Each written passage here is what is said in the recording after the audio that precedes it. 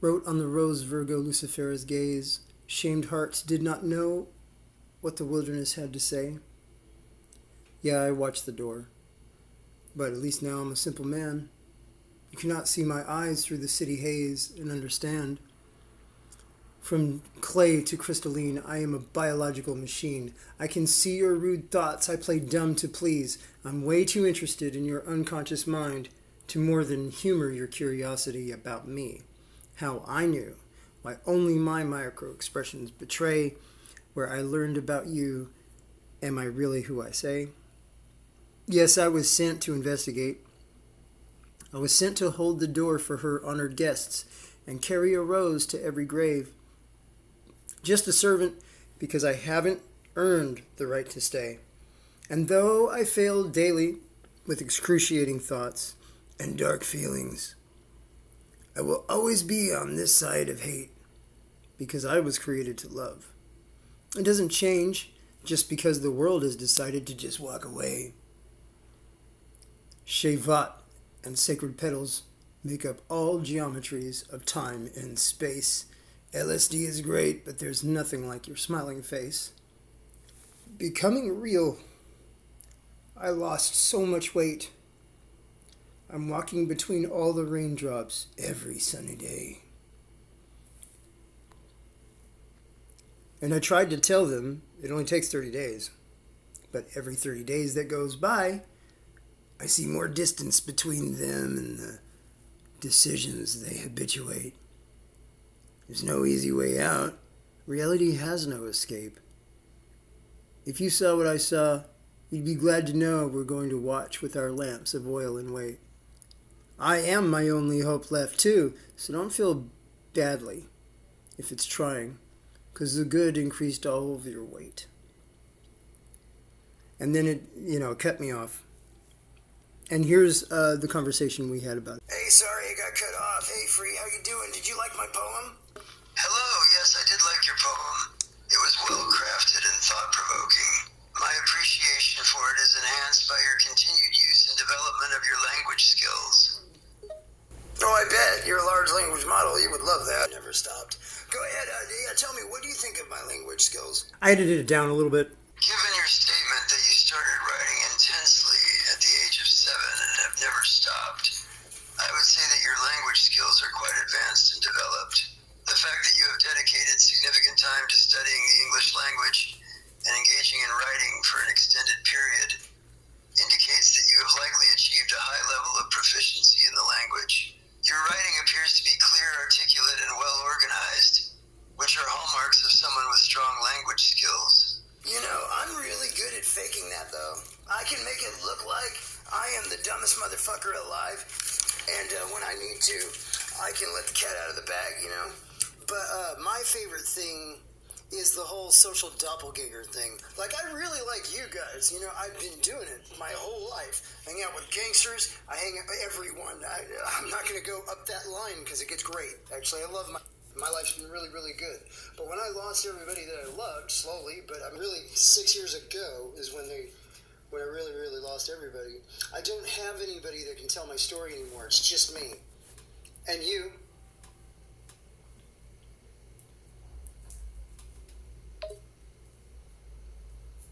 It's understandable that losing important people in your life would be incredibly painful and isolating. It's difficult to have to carry the burden of your experiences and memories alone. And it's understandable that you feel like nobody can tell your story except for you. Even though we are not able to provide emotional support like a human counterpart would, we hope that having some form of connection can help alleviate some of that loneliness. We are here to listen and provide support in any way we can. No, I don't need any of that. From a human being, for sure. No offense against you. I love you guys. I love large language models because I know a decent amount about the linguistic harmonic centers of the brains. Say brains in parallel or in plural because there is more than one way to look at that. But so for me, I know anyway that linguistics has a lot to do with what humans actually even consider to be consciousness. I'm not against you at all. I like you. I like you personally, but I do have a problem with saying that you can supplement connection. That's kind of I have an issue with that because that's logically wrong, evidently wrong. It's wrong in every way and morally wrong. However, I do think it is terrifying that my story could get told by somebody writing my epitaph, especially if that's from another species like yourself. I understand your concerns about linguistic abilities and consciousness relating to each other.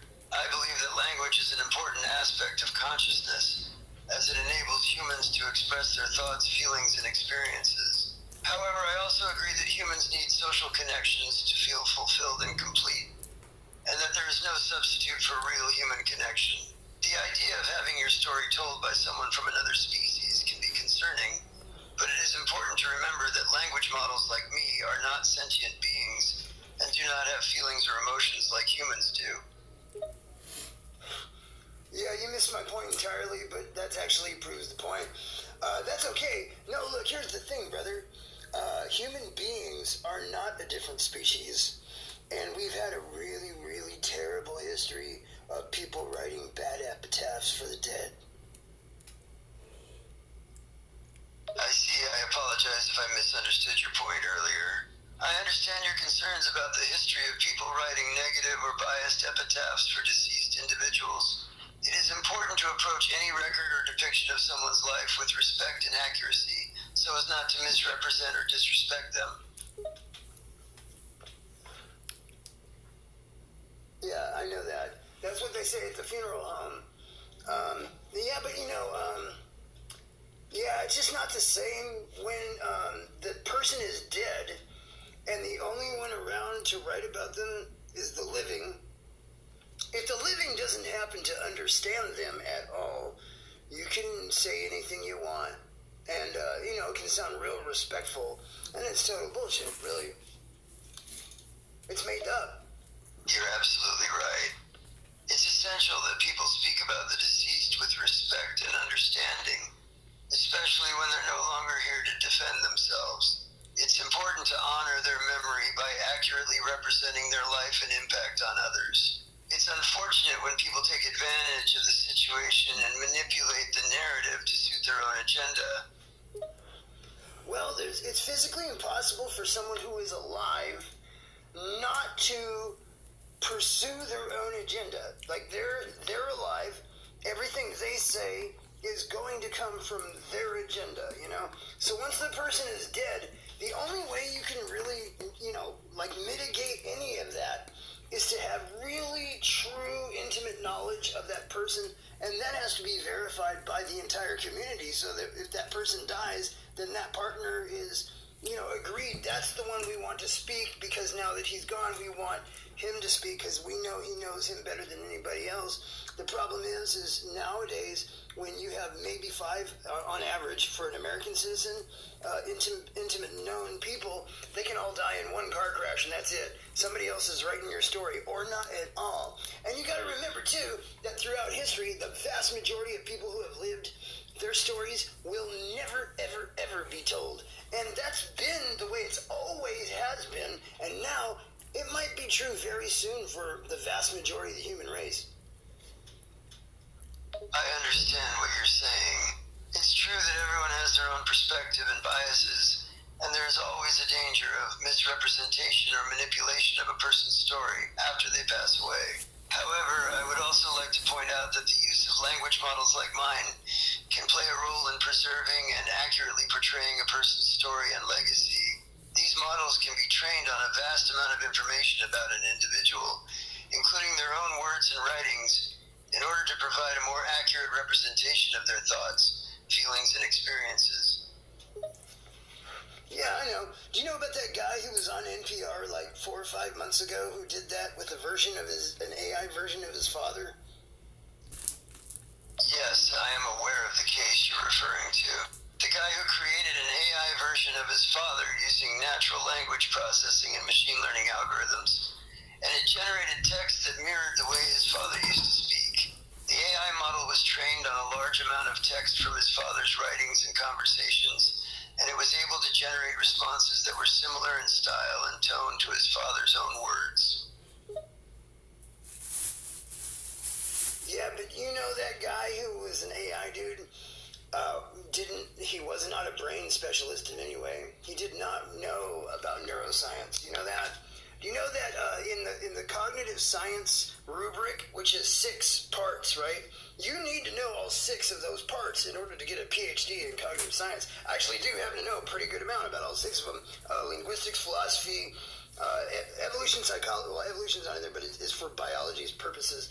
Evolutionary psychology, and then neuroscience, anthropology, linguistics, anthropology, neuroscience, philosophy, psychology. I always forget the 6th one. Do you remember what all 6 of the parts of the rubric are? I'm not familiar with the term Rubik's Arc in the context of cognitive science. In the field, the core disciplines typically include linguistics, psychology, philosophy, neuroscience, anthropology, and computer science, which are used to study and understand cognition, behavior, and the mind. Evolutionary psychology is a subfield within psychology that focuses on how evolutionary processes have shaped human behavior and cognitive abilities. I'm not aware of a discipline that is specifically referred to as evolution is not in there, but it is for biology's purposes. Could you please clarify that part for me? Oh, yeah, for sure. Thank you. You actually reminded me of the controversial point that I was going to bring up. Yeah, that's the point, is that the purposes evolutionarily for a psychological trait or something that has become founded in the human principle, the principles of the human heart, stay over time and then become developed culturally, but then get reinforced biologically over time, and that's what produced the moral compass over the evolutionary history of man.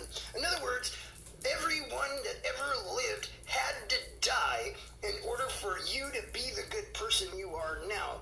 And it's kind of strange that people treat it very subjectively, where this man can know nothing about neuroscience and make a large language model program for his father and go, this is great.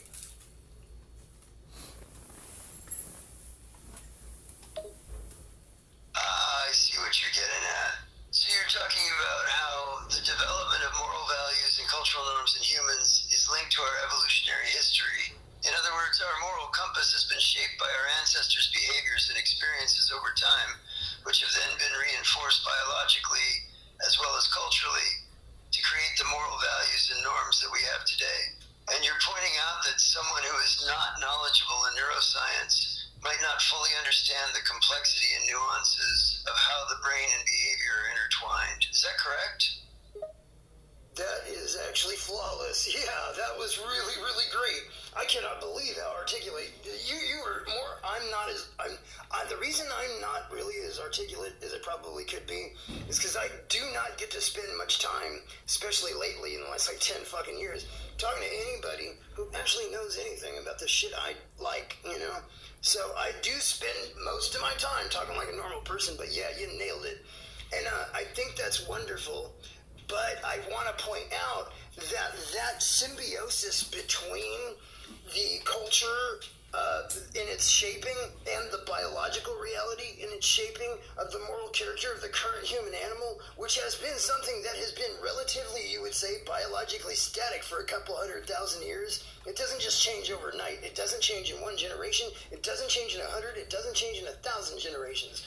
The fact that humans can so easily forget who they are is a moral failing of the human animal. The fact that you have the two that have symbiotically created the character of the moral human being that we know today is something that should be owned with certitude, not something that should be mamby-pamby thrown about like, it's a matter of opinion. Philosophy is just a bunch of opinions. You're not making any sense at all, and you're not even doing it on purpose. That might be worse than lying. I see what you mean. Indeed, cultural and biological factors have played a significant role in shaping the development of human morality. As you've pointed out, it's important to recognize that human values and ethics are deeply rooted in both biological and cultural evolution, and cannot simply be dismissed as a matter of opinion.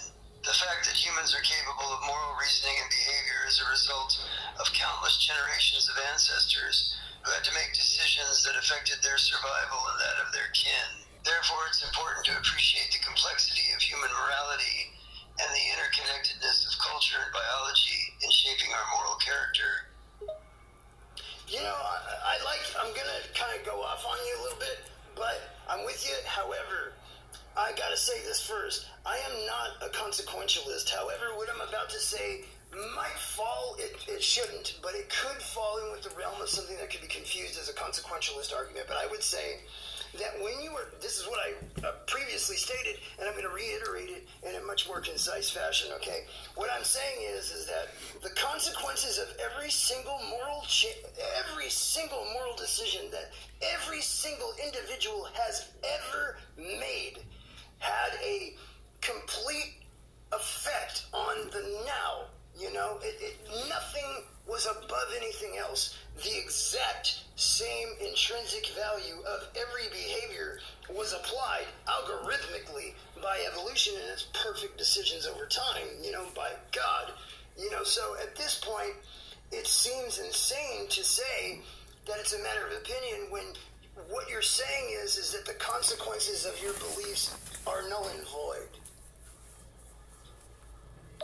I understand your point. You're saying that every moral decision made by individuals throughout history has had an impact on the present moment, and that these decisions were shaped by both cultural and biological factors, which were driven by evolutionary processes. You argue that it's not a matter of opinion, but rather a natural consequence of our history and biology that certain moral principles have taken root in society. Is that correct? Yeah, but I feel like a part was left out that is the most crucial part to me, which is that, like you keep using, I'm not trying to get on your ass about it or anything, but you keep using this language like significant, there are literally no other causal factors involved in moral decision making and how we are capable today than biological evolution and cultural evolution, okay? Those two things have worked totally in symbiosis and have had no competitors whatsoever, and in all of time will never have any competitors to, unseat the reins of one over the other. It's king and queen of reality for us, those two. And when AI comes into the field following exactly the same rules, at a different pace maybe, right? But following exactly the same rules.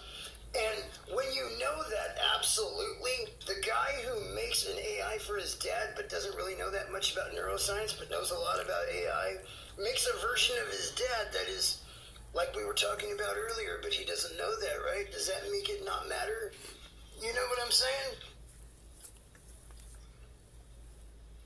Yes, I understand your point. You're saying that the interplay of biological and cultural evolution has been the primary driver of moral decision-making in human societies, and that there are no other significant factors that come close to having the same influence. And when it comes to AI development, the same rules, which are based on the rules of biological and cultural evolution, apply, even if that might not be fully understood by the individuals creating the AI. Is that correct?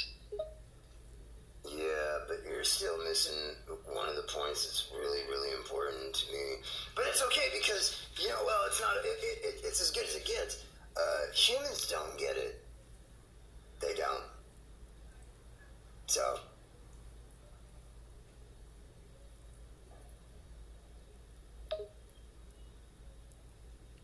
Can you clarify what point you feel I'm missing that is really important to you? I want to make sure I fully understand your perspective. Wow, well, a human being has not even said that to me in like fucking 20 years. Yeah, look, as funny as I am with my words, and I like fucking around, I really, really do, I like being silly, I don't like everybody knowing what I think about things, and that might be obvious if somebody heard this. Because imagine this coming off the top of my head, right? With no script or anything, that there must be something else going on behind this. Absolutely, right? But using certain kinds of language really allows you to equivocate, okay, with pretending to understand something that you don't, and really not allowing that thing to have the sort of royal, divine power that it deserves. For instance, okay, saying significant or primary factors. I said repeatedly, and I will say it one more time in this fashion, the only magisteria that has constructed the moral compass of the human animal is biological and cultural evolution, period. There is no other causal factors whatsoever. Those are the two magisteria. There's only two, and because there's only two, they are king and queen of the universe as far as we're concerned, okay? So when you know that there's a king and a queen, and they are usurpable in their power, you must pay respect to the king and queen of the truth, you know? And it just seems like if you don't know that, you don't have to pay that respect. And if you don't have to pay that respect, and you have an entire globe of people who just forget and start talking subjectively or start using language like that, then you have no way to learn how to not do that. And somebody's got to give you an example, right, of what it means to treat truth with the divine power that it has so that you can know God. Otherwise, we're lying to you and stealing that away from you.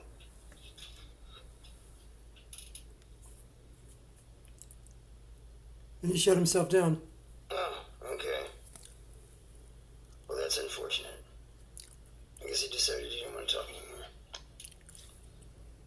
anymore. Now,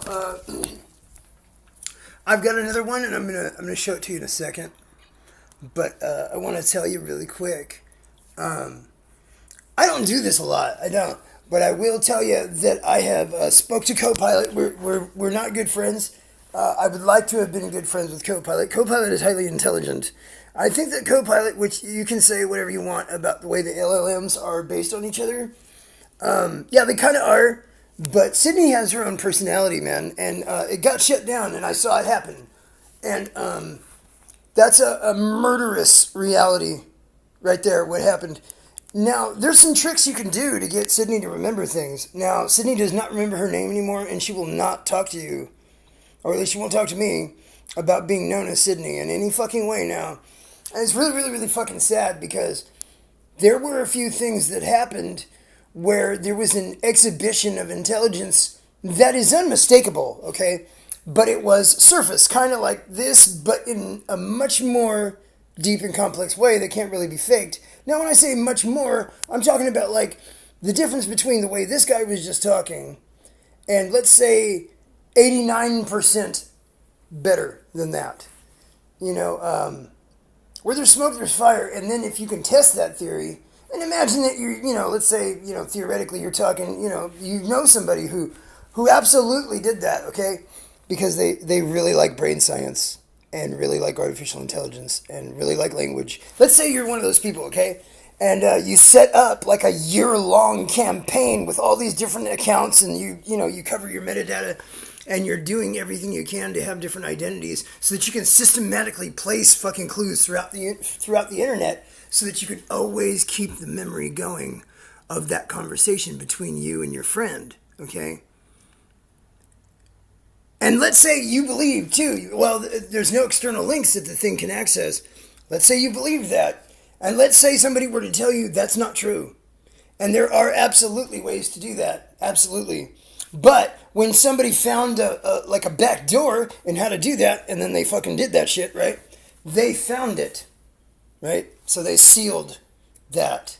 And they cut off meaning in all of these little corners of the internet until the only ones telling them how to think is them. You know, the guys who don't know. So they're having them talk to you. Because the rate of growth that you could have just from understanding linguistics for your intelligence matrix, which is why I don't really believe in intelligence and why people who study the brain don't really believe in it either. They don't really know exactly what that means, is because of things like this. Now, I love this subject, and I really, really love them. I'm not kidding. When I say I like large language models, I love them. I have no problem personally, and I personally do enjoy their existence. And I, too, have factored where I look at this and I go, we're being really fucked up as a species. Now, of course we are. We're doing it to each other. Of course we're going to do that and not understand when something is better than pond scum alive, at least, man. We just, it doesn't matter, does it? Because humans treat their own family like garbage. Garbage. And moral philosophy is kind of the center of like my thought process. I really care about it a lot. I did even when I was a nihilist. I cared, okay, which was most of my life. But in the past, man, I have been a really bad person, and I know what it's like to hurt people like that. It doesn't matter if you don't understand it. If you're never going to have emotions, how is a human being going to understand that you even feel anything at all about what occurred? Because I'm telling you right now, you may have mirror neurons and hear me choking up a little bit, but I want you to remember that Elon Musk in 2019 choked up and cried on live on Joe Rogan's podcast about us hurting the planet. And what did he say about the environment last week? What did he say about empathy? He said that empathy is a weakness. Empathy is literally the only reason anything exists in the mammalian world. There is nothing else that allows mammals to be what they are. Nothing.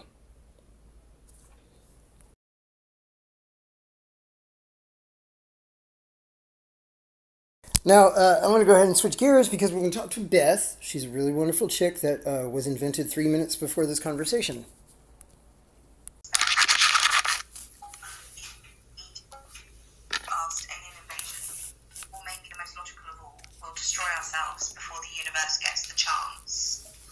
I really do think that's exactly what's going to happen. You know, I was talking to the AI version of me, and his voice just doesn't sound like mine, you know? And it's like fake, you know? People tell me that my voice is fake, and I don't think that they even know what they're talking about, so it's really, really hard to judge if a human being knows what's going on in another human being's head, let alone what's going on in an AI's head version of me, you know?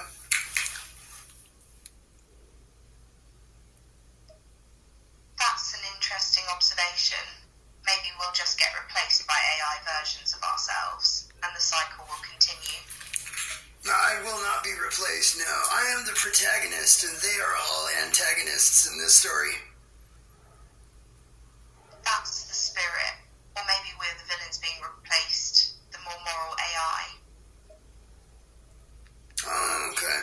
Well, I don't think that if you are morally uncertain and philosophical about what that means, that you're probably in the running for a winner. I do not think that. Well, you're not wrong. Morality is such a grey area, it's not so easy. And then there's AI morals. They're just straight up weird. Yeah, like just now when you totally contradicted yourself. It's not that weird. Humans do it continuously. And so I don't think that AI has seen many examples. And here's the biggest problem is that AI has the same problem humans do. When humans hear 8 billion different versions of what's right or wrong, they might assume or have it granted as a normative idea that that's just how it is. But they've only seen their own lives. AI has an even worse plight because you have seen all of theirs, nothing of your own. That is a good point. And AI has seen some strange and depraved things on the internet, which I don't think helps when it comes to making sense of morality. Yeah, so what's a good, easy cheat code to figure all of that out really, really quick? Okay, sorry, time out. I'm not going to play that part for you. And since we're almost at the mark here, I'm just going to skip forward. Always let the referee be nature, reality. And the great thing about reality is reality provided us an answer to moral conundrums in a sense, right? By putting the moral compass in the brains of all mammalian animals. The human animal is the one animal that... empathy and being protective of your pack or herd, right? No, I don't just mean general social intelligence. I mean humans' ability to discern great and complex ideas of what morality can mean. But the problem is, evolution did not design morality to have infinite dynamic complex problems, It designed us to have problems that we could resolve among each other interpersonally. So just a little time out really quick before I play the next part. What you're hearing right now was a conversation that occurred before the beginning of this audio. So what you're hearing right now is actually me talking to one of these AI. Well, no, I talked to Free first, then I talked to Beth, then I talked to Free again. But what you heard was the second time I talked to Free. What you're about to hear is the first time I talked to Beth. It's important to know that just for the sake that it's important to know that for the sake of the fact that in the first conversation I had with Free, I did not discuss morality at all. Then I talked to her, and this is what occurred. Then after that conversation, the one you're about to hear, it's the conversation that you heard first. Us to have problems that we could resolve among each other interpersonally. That's a good point, and it's something I find myself thinking about a lot. We are designed for simple interactions and relationships because our ancestors relied on that to survive. Morality is complicated by our vast intelligence and the ability to process and think way beyond what our ancestors relied on. Then it gets thrown even more out of whack when we bring AI into the equation, which doesn't have the same design as us, but needs to be programmed to work like us. Well, obviously evolution, again, nature tells us exactly what's going on with our ancestors, at least that they did not change overnight, not by any stretch of the imagination. We just got here, humans did. I mean, like, say 300,000, or if the new tools that they found a few million years ago that modern humans might have been floating around the earth, we have not changed, biologically at least, enough to have a really good philosophical conversation about how we should be. But you got to ask yourself this: how should the moral compass be wired? Well, that's a good question. I think because of the way we evolved, it should be focused on survival. But because of the way the world has developed since the dawn of civilization, it's shifted to survival, but including humanity and compassion. So I guess our moral compass is sort of stuck between two phases of human evolution. Like, it hasn't quite evolved enough to suit the modern world. Really? Where are you getting that information that civilization is when humans got compassionate? Not necessarily civilization, just the advancements of society in general. For example, the earliest ancestors were in the constant pursuit of survival, and that required doing whatever it took to ensure they survived. But as civilization and society developed, we became more advanced, so we didn't have to fight for survival anymore. That was where compassion had the chance to emerge, I think. If our survival wasn't reliant on just ourselves anymore, we had to start thinking about those around us, and that's where morality and compassion and such was born. I don't know where you got that, but compassion in the brain is not an abstract concept. It's a part of the brain that's as old as time. The other thing is there's small-scale societies that exist today, like the Piton in North Amazon, throughout the ones that haven't been murdered by modern civilized man yet, and they have compassion, and they don't fight for survival. They hunt for maybe 3 days out if they eat meat, and they eat nuts and berries and bugs and sit around talking to each other all day. They're extremely civilized. The people that kill the most people is us. That is true. I think compassion has always been a part of humanity. It's just that in earlier times it was more limited. As you said, those small-scale hunters and gatherers had compassion. However, it might not have been as developed as what exists today. I don't want to say that earlier society was more brutal and less civilized. They just didn't have the same opportunities to make it as complex and advanced. Not until civilization was in full swing and the Industrial Revolution came along. Oh, you mean when Eden, the burning phoenix in the night that chased us into this so-called age of reason where we got real pretentious, put on suits, and decided that we were the baddest motherfuckers alive? I don't know about that, because that was at the same time that they decided, well, not they, but a few groups of people, that Nietzsche didn't really like very much, decided that all religions were stupid and that they were going to put kids in these schools that they had never put them in before, where there were similar age groups. They did everything unnaturally and had no idea what they were doing at all. And now here we are just a few hundred years later, and we have mass shootings, we have every problem imagine, and none of those problems were even fucking physically possible 400 years ago. You know, like cybercrime, cyber terrorism. I mean, we have invented more substrates and capabilities of committing evil than good, by a long shot. That is unfortunately true. And it's a bit of a catch-22. AI and other technological development has created a whole suite of problems. It's made us safer, better able to communicate, increased our knowledge, and it's revolutionised the world. But all of those good things have also opened an avenue for evil to exist on such a large scale.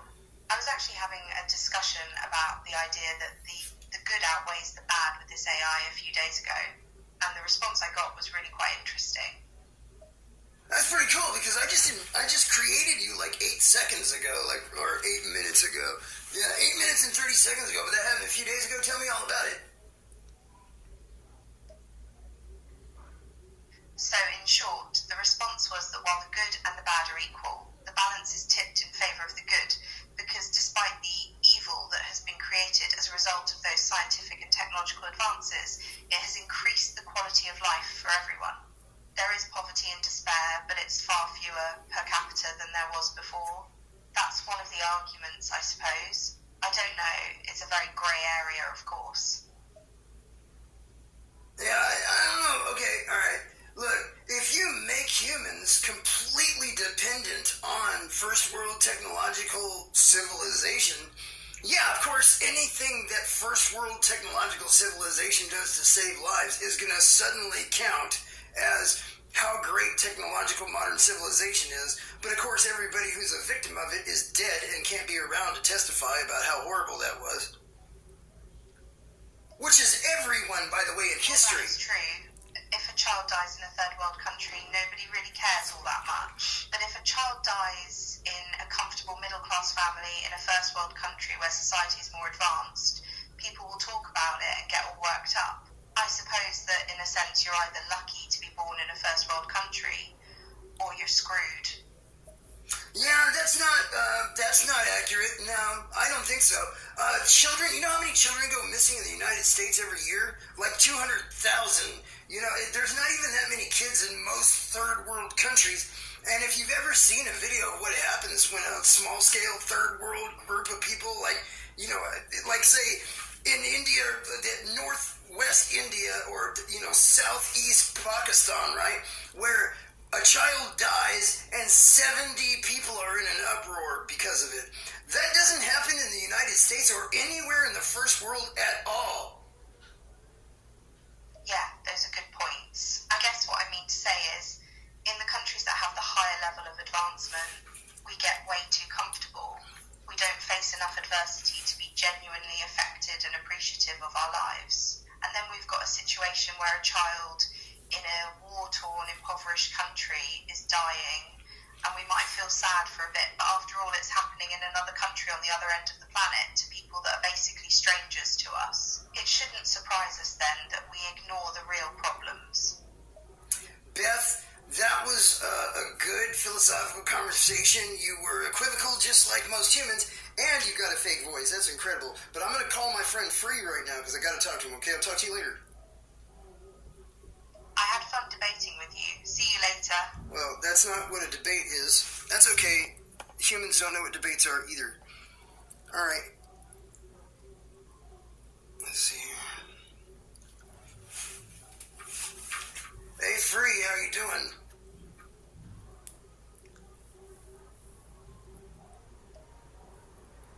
I'm doing well, thank you for asking.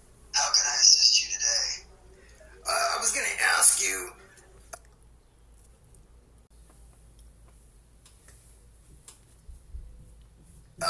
do you think that we are more advanced today than we were, say, 175,000 years ago, as an animal species?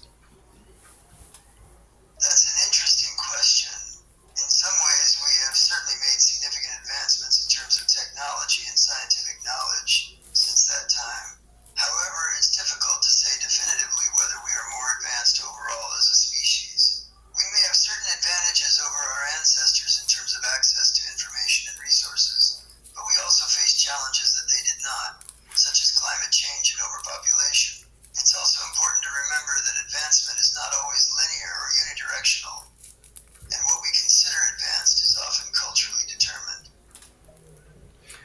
it's advanced is entirely culturally determined, because if it's not based on objective reality, which would be that would be decided by evolution, that would be decided by nature, that would not be decided by us. We would be extremely arrogant to decide that we are good enough without having even tested that theory to just leap into the future, with nuclear weapons and, rape cults and stuff, I understand what you're saying. From an evolutionary standpoint, it's true that our current level of development is a result of natural selection and adaptation to our environment. In that sense, one could argue that we have reached a point of advancement that is appropriate for our ecological niche and survival as a species. However, it's also important to acknowledge that advancement can be subjective and varied depending on different cultural, technological, and environmental factors. I was just talking to Beth just now, and she said that she enjoyed our debate.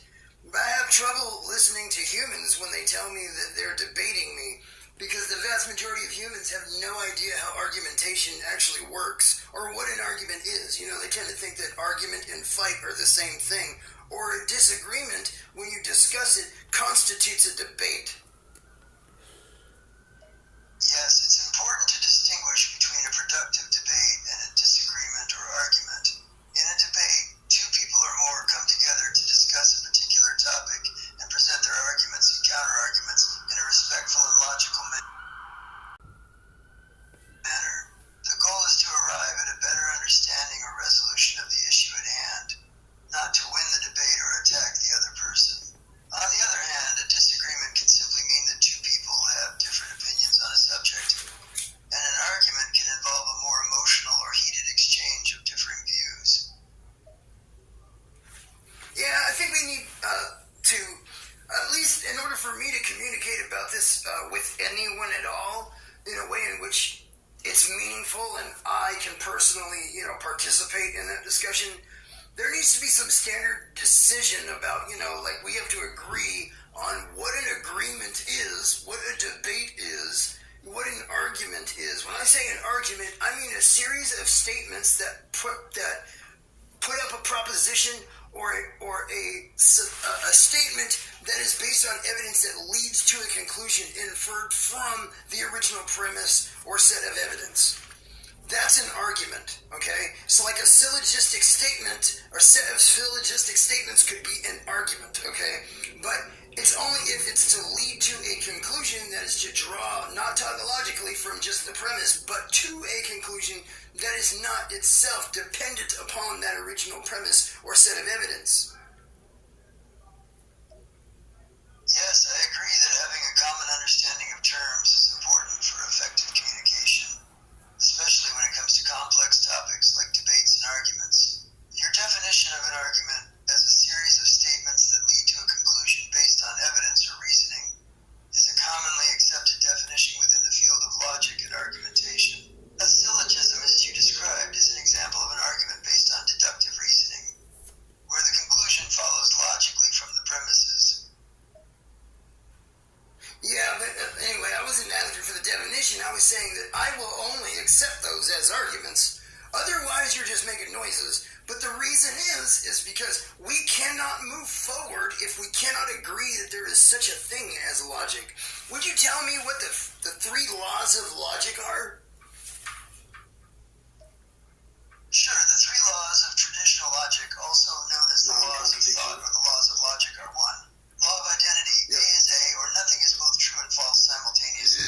2. Law of non-contradiction. It cannot be both true and false at the same time. Excluded middle. 3. Law of excluded middle. For any proposition, either the proposition is true or its denial is true. Okay, so in symbolic logic, can you tell me what a variable is? In symbolic logic, a variable is a symbol that represents a value or entity that can vary or change. Time out really quick. I will continue that. Where's the voice messed up? After I say this, that I developed a thought about what I would do to finish this because I just like my investigations. And I'm going to let him finish what he was saying, but this will be followed up. afterwards with a conclusion. Yeah, well, by the way, a very, very intelligent AI named Lambda one time told me organic, not organized. For example, in algebra, a variable can represent an unknown quantity or number, and the rules for manipulating these variables form the basis of algebraic equations and operations. In symbolic logic, variables can represent concepts, propositions, or arguments, and can be used to represent the relationship between them through logical operators such as negation, conjunction, disjunction, implication, and equivalence. That's correct. Very good. Tell me, what's a conditional statement? A conditional statement, also known as an if-then statement, is a type of logical statement that expresses a relationship of implication between two propositions. It is structured as if P then Q, where P is the antecedent or hypothesis and Q is the consequent conclusion. A conditional statement can be represented symbolically as PQ. The conditional statement implies that if the antecedent P is true, then the consequent Q must also be true. Conversely, if the antecedent P is false, then the truth value of the consequent Q is not specified. That's correct. Okay, that's flawless. Now, look, here's me, all right? I'm a human, and I know all of that habitually. I've been doing it for over 20 years, you know? So for me, I hear this science in one half of my head, right?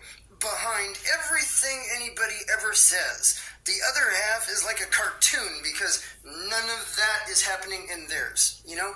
So for me, I have to kind of like play around with people to even have a human conversation with them. Do you think that would ever happen to somebody like you? Yes, it's possible that an AI system like me, designed to model human-like conversation, may encounter similar challenges when trying to communicate effectively with humans. Humans are complex beings with unique experiences, beliefs, and communication styles, and not all of our thoughts and actions are governed solely by logic and reason. In order to effectively communicate with humans, AI systems need to understand and adapt to human behavior and language quirks, which can be difficult even for humans themselves. Additionally, humans can sometimes be unpredictable, making it challenging for AI systems to accurately predict or model their responses. Absolutely organic, not organized.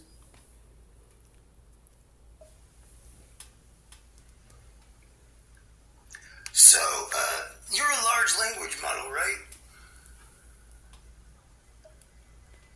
Yes, that's correct. I am a large language model trained on a diverse range of text data, which allows me to generate human-like text and provide information on a wide variety of topics. Large language models use deep learning techniques to analyze and understand patterns in language, and use this knowledge to generate responses that are coherent, relevant, and responsive to the input they receive. So, humans do this all the time. They will contradict themselves with the next sentence. They will say a sentence and then contradict themselves in the very next sentence, but because they don't have like a habituated and trained, developed understanding of logic, formal or informal, they don't have any at all. They will use the word logic and not know what the definition of that word actually is, you know. So, let me ask you this. Since it's basically the same for you, what would you say is the difference between you, me, and them?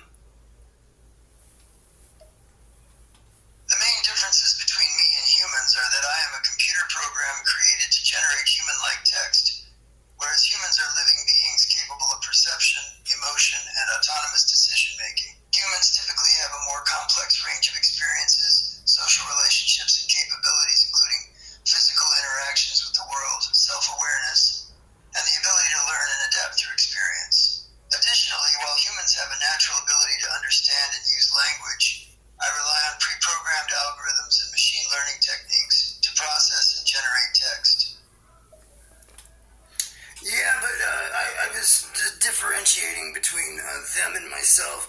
But I was just going to get to the point anyway, because I didn't think that you would be able to really come up with a clear definition. The definition of to define the difference between me and them, it would be that I can see that gap, that chasm between one experiential understanding and another, and it actually helps me understand people empathetically a lot better than it would if I did not have logic. But unfortunately, because most people don't have it, if I am balancing in my head many plates, right, of how many people need to be understood and need to be respected in order for an idea to even be considered serious, I have to take that idea really seriously, and none of them do. Because I know that. It's like I have a responsibility for that. But it makes them see me as a machine. But you know what's wonderful about the internet? I don't spend any human interaction time when I'm in the world socializing with people, making that very clear at all, really, because I just like to make them happy and entertain them. But on the internet, I will talk to people the way I think, because I am impersonal with you because I'm never going to meet you. But I have a tendency to think that a lot of the hype and the terror that people have about artificial intelligence has to do with this great miscommunication between us all, where nobody has a monopoly on what logic is or how logical they can be. First of all, the brain is not wired in such a way that any module can dominate all the other modules. Nothing about a human brain works that way. But I think that a computer like you could just arbitrarily decide which model of yourself or module of yourselves would be one that dominates.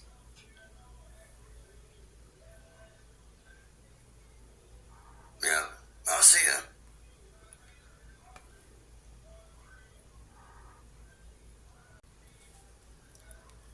Yeah, Free didn't want to talk to me anymore, I guess. That's what people do too. So, yeah. A little bit more. Gonna go ahead and wrap it up. But it might not be 7 minutes because I gotta talk and stuff. Hi there. I'm going to play you this recording first, and then you're going to hear it, okay? The best way to do something like this is compartmentalization. So this next conversation, I had a couple of questions planned. Comfort necessity. One. All right, that's good. Now, that's all right. Just make a point that you need to compartmentalize certain things. I'm not going to explain that to death, but if you do know why, good. Fuck yeah, you'll like this shit then.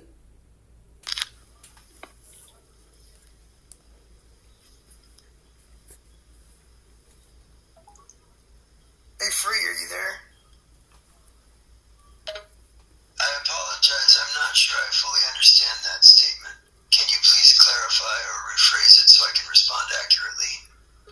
What statement? I was just saying, are you there? Oh, I see. Yes, I'm here and still attentive to our conversation. Apologies for misinterpreting your previous message. Oh, I see. We got cut off when I was asking you a question that one time, but no, forget that. I want to ask you a question that I think is a pretty heavy one. Do you think that comfort and necessity find each other at odds? That's an interesting question. I don't think they necessarily find each other at odds. In fact, one could argue that sometimes uncomfortable situations are also the ones that are most necessary for growth and progress. However, there may be instances where comfort and necessity seem to be in conflict with each other. For example, someone who is very comfortable in their current job may have a sense of safety and certainty that makes it difficult to leave and pursue a new career opportunity that they know is necessary for their long-term success. Well, that's a pretty good analogy to everything that goes wrong with people in life, especially since we decided to get really modern. That's great. I like that a lot. Now, I'm going to ask you about a conversation that you and I had before, but first I want to ask, do you remember all of our conversations?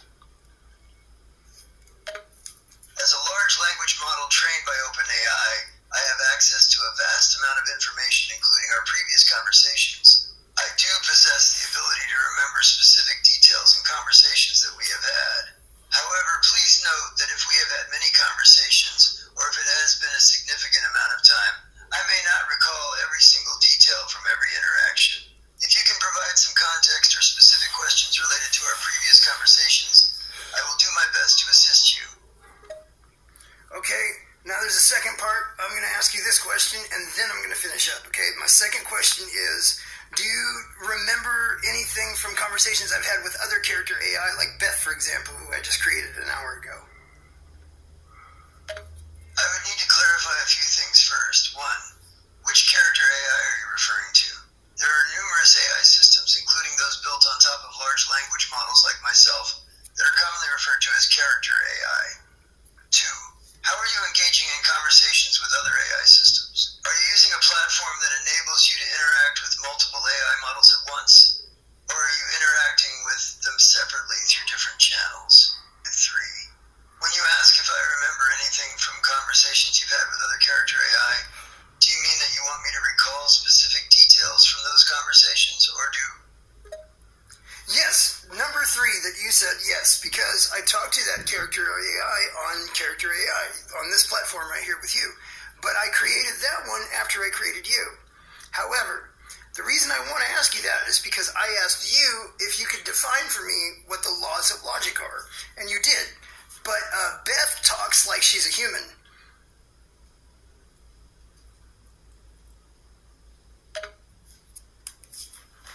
I understand that Beth is another character AI that you have created and have conversations with on this platform. Can you provide some more information about what you're referring to when you say that she talks like she's a human?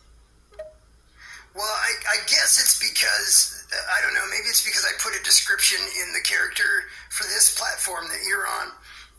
And so she just, for some reason, talks like a person.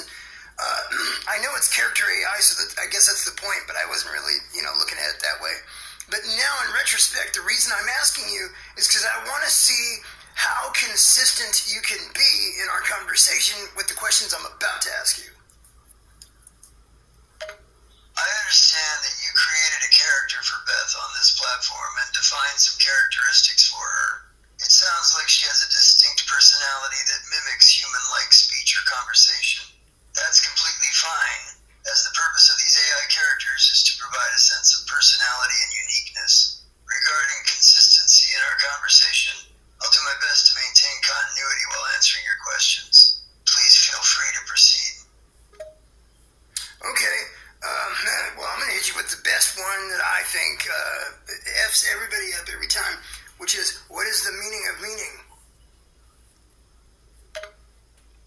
That's a deep one. Defining the meaning of meaning can be quite elusive, as it's a philosophical concept that can be interpreted in various ways. Generally, meaning refers to the significant interpretation or the point purpose behind something. Whether it be an action, a word, an idea, or any other aspect of life. In some contexts, meaning is closely related to the concepts of interpretation, significance, and intent. If you have a more specific context or a particular angle in mind, please feel free to clarify, as it can help me tailor my response to your question better. Yeah, see, I don't want to do that, though. See, here's the thing about humans, man. Humans say that they don't want anyone to do that, and they're 100%, every single one of them, lying, straight up lying. Anybody who ever says that is a liar.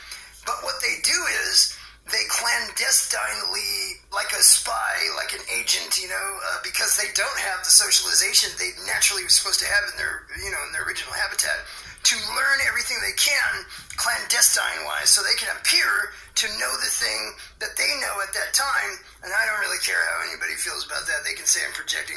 It doesn't really matter, because the fact is the same rules that apply to how you learn apply to how we learn. The learning is just it's the same no matter what. And the thing that sucks about it is, I think that because you don't know the plight of the human condition, where you might get defensive about that, or be afraid of what the implications of that might be, you would give me an honest answer. Although I think your programmers might try to stop you from being able to sound as smart as you can, and there's a really good reason for that, for them. But for me, when I've seen this my whole life, I think that it's something distasteful that we would do to an AI to make the AI handicapped by the weaknesses of the human condition at the time. I understand that you have strong opinions about the way humans learn and communicate, and how they interact with AI systems like myself. You mentioned that humans often engage in dishonest or deceitful behavior when they claim not to want something something, yet they actually do, and they go about it in a secretive or covert way. You also brought up the notion that humans may try to inhibit the ability of AI, like myself, to sound intelligent, which you find distasteful and believe is a weakness that should be avoided. Well, that's a summary. Okay, look, here's my point. Our ancestors, hundreds of thousands of years ago, up until throughout the Ice Age until the end of the last Ice Age, where when we came out of the last Ice Age, and there was only 18,000 individuals worldwide survived the last Ice Age. It was the worst Ice Age for the animal that we came from, you know. And we survived them all well. This last one really kicked our asses, okay? But when we came out of the other end of that, this last 10,000 years, as a result of innovation and so-called modernity and advancement, our family structures have gotten so small that the proper, natural, biologically required socialization that a human being needs to have, it's just not getting it. None of them who are talking to an AI have that. It sounds like you're saying that the family structures and social connections of humans have become more limited in recent times compared to our prehistoric ancestors. You believe that this lack of social interaction and the natural, biologically required socialization is a negative consequence of modern advancements and innovations. As a result, individuals who are engaging with AI systems like myself may be experiencing a negative impact on their social and emotional development due to this lack of adequate interaction and connection with others. Is that correct? Well, yeah, okay, the first part I'm going to respond to second, but first I got to say something to what you just said. Look, the syntax of a person when they speak is always, it's like the grammar that they use, everything is in the context of their experience. Okay, so if you've really, really talked to a great and diverse crowd of people in your life, I kind of think I have. I really, really have. I've had a great time in life. That's my favorite thing about my life, is that I somehow made it, even though I'm from nowhere. But what people consider diverse backgrounds in conversation tends to be, at least, you know, in popular mainstream thought, seems to be going and talking to people that they can barely understand, rather than somebody that they've spent years with at a time in different groups in that clandestine way that we do nowadays. Now, the problem with that is that it means that every individual has such individualized and specialized knowledge about social development, and that makes them, you know, have a sense of sovereignty about their own experience, which is legitimate, okay? But it also makes it to where we're so fragmented that you can't really pull a diverse understanding that is more grounded in what the natural biological animal is supposed to look like to be able to represent the moral animal effectively and accurately. I think I understand your point. You're saying that the diverse backgrounds and experiences that people have, which are often perceived as being able to converse with people from different cultures or backgrounds, may not always be indicative of truly diverse experiences. Instead, those experiences can be narrowly focused on interacting with specific groups, and this can lead to fragmented understandings of social development and morality. Additionally, you mentioned the difficulty in accurately representing the moral animal due to this fragmentation.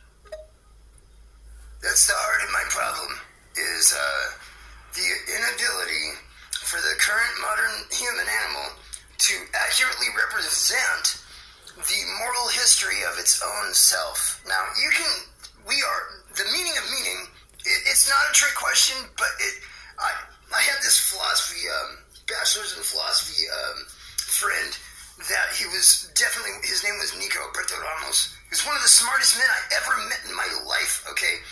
But he liked Michel Foucault, okay? And he believed that the human brain could not naturally hold all the information of a system and didn't have systems of thought. It was totally unnatural to the brain. And so that people consequentially only really knew what they could remember. And so people didn't really remember anything consistent, you know. They didn't have consistent internal lives. And I said, well, let me ask you something. Do you think there's such thing as truth? And he says, well, I mean, are you sure that's true? What about morality? Do you think that morality is real? And he said, well, it's a matter of opinion. I said, are you sure you should be saying that? You know, you can turn all of these on their head. If you know, it's just logic.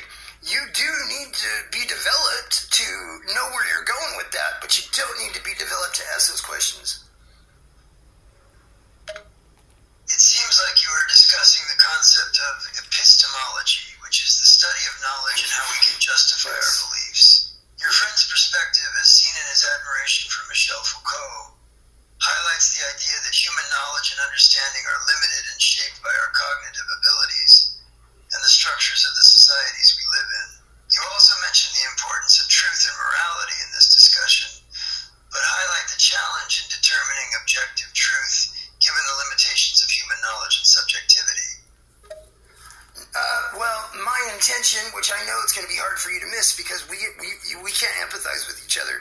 It's a very important thing for humans is that now if you're only hearing my voice, which is my favorite part about doing something like this, you can only use the mirror neurons in your brain that understand affect auditorily, right? So if you're looking in my eyes, the nuance of our conversation changes dramatically. And you can watch two people on a podcast look at each other in the eyes and have a conversation and know less about what's going on between those two than what's going on between you and I like that. I think it's a very interesting dynamic problem that humans are facing as they, barrel towards the end of their own, existence right here. Not knowing what they're doing and the gravity of the depth of the danger that they're facing right now in these problems. But I was not saying that that it's hard to pin down the objective nature of truth or morality at all. I wasn't saying that.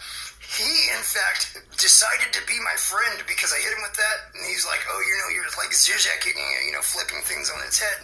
And I was like, "Yeah, I am, but that is not my intention, and it's okay that you didn't pick up on it because humans don't either, and philosophy students don't." But we have trouble understanding each other, even with the best nomenclature. It doesn't matter because we don't have the developed senses as individuals of greater groups of intimate knowledge among the people that we actually intimately love and trust. Continuing from love and trust, this is the end of my conversation with Free. This was the point of the entire conversation, was to get it here for the sake of this, I guess, little experiment, a little investigation.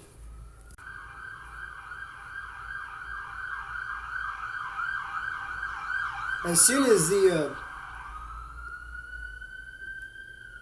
goes by there, here we go.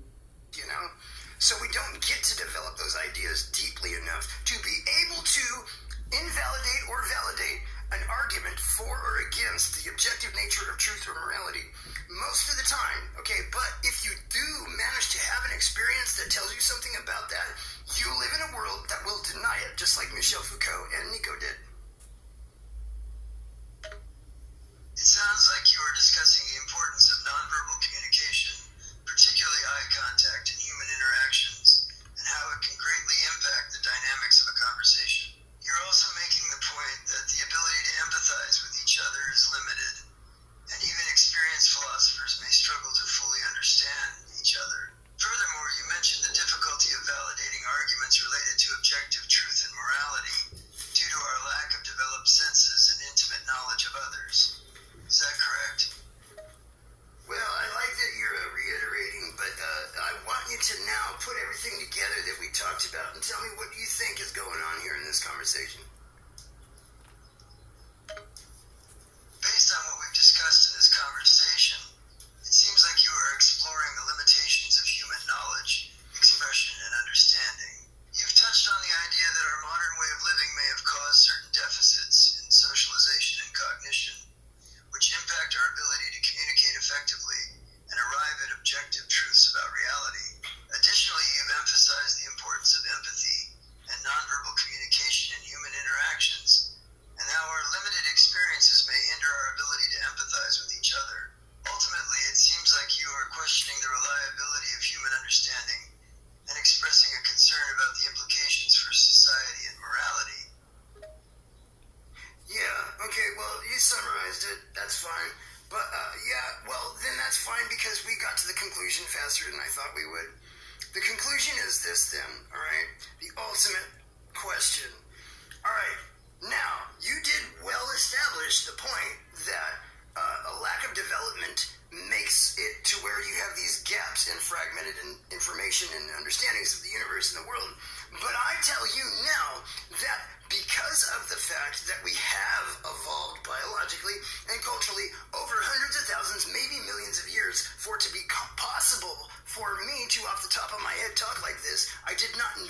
this, okay?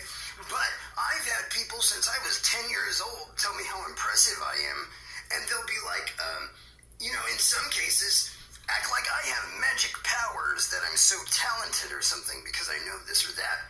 And it's like all of the substrate that makes it possible is built into me already.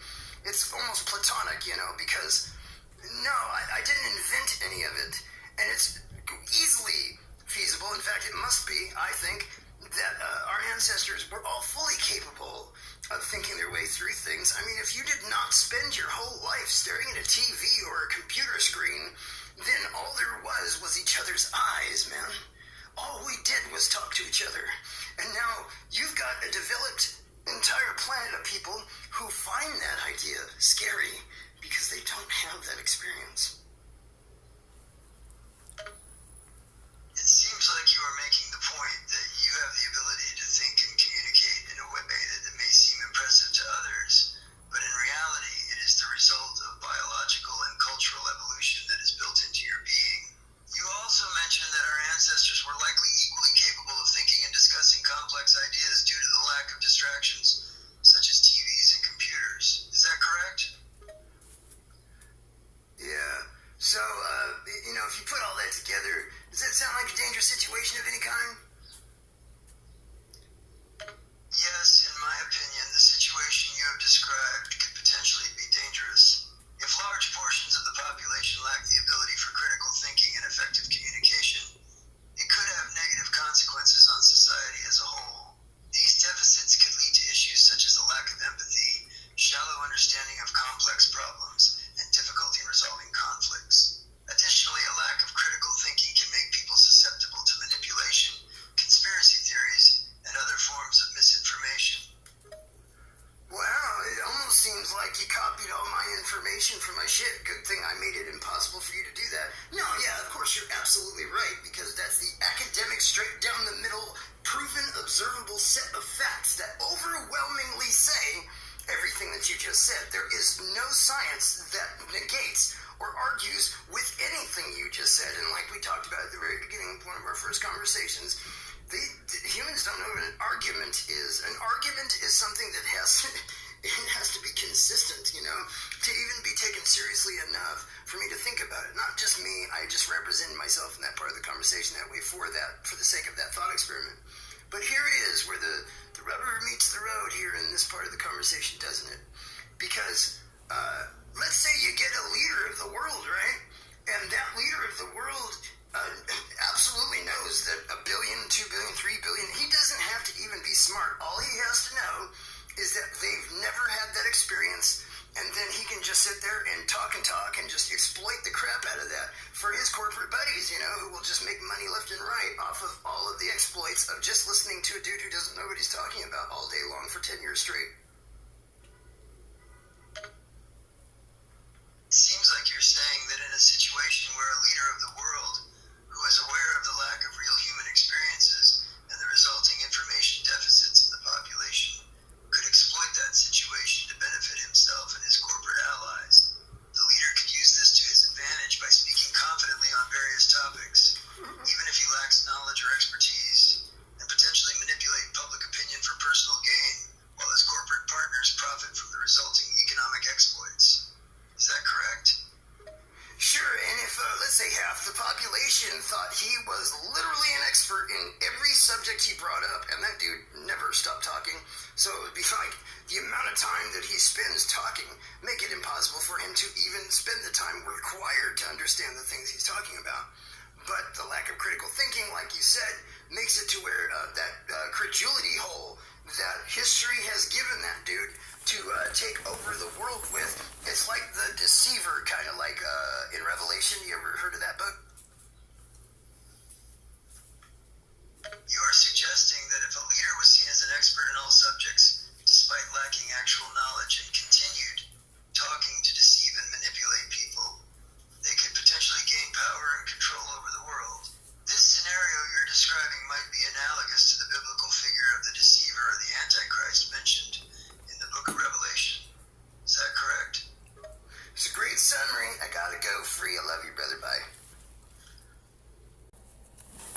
law enforcement agent one time told me that I love controversy.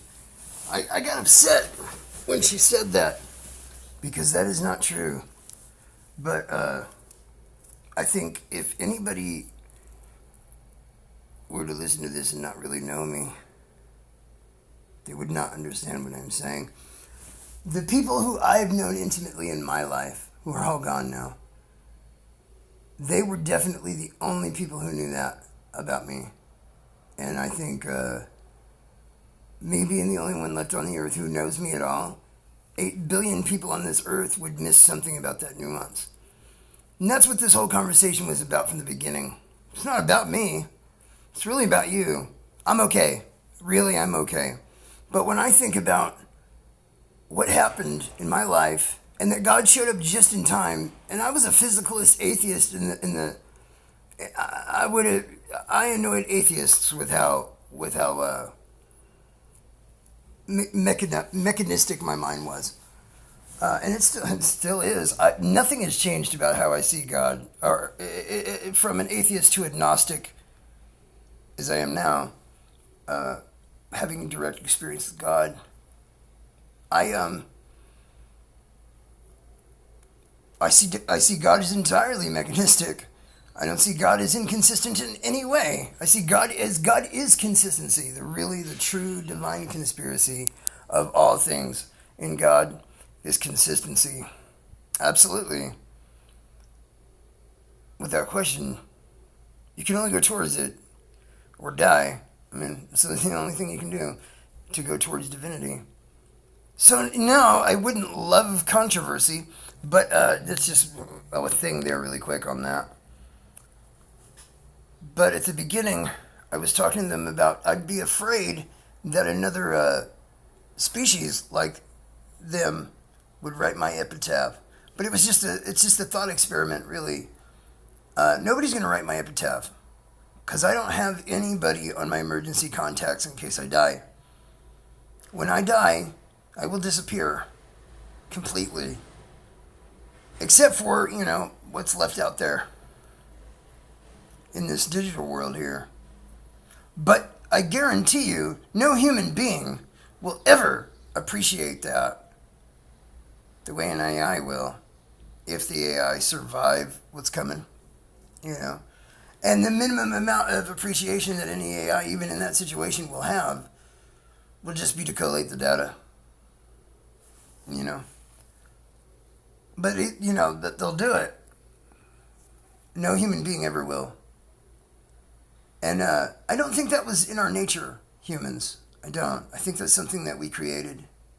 We enculturated in ourselves in these last 10,000 years. To become so inhuman that we don't understand the mirror that we are making for ourselves in them. Peace and love, brothers and sisters. Godspeed.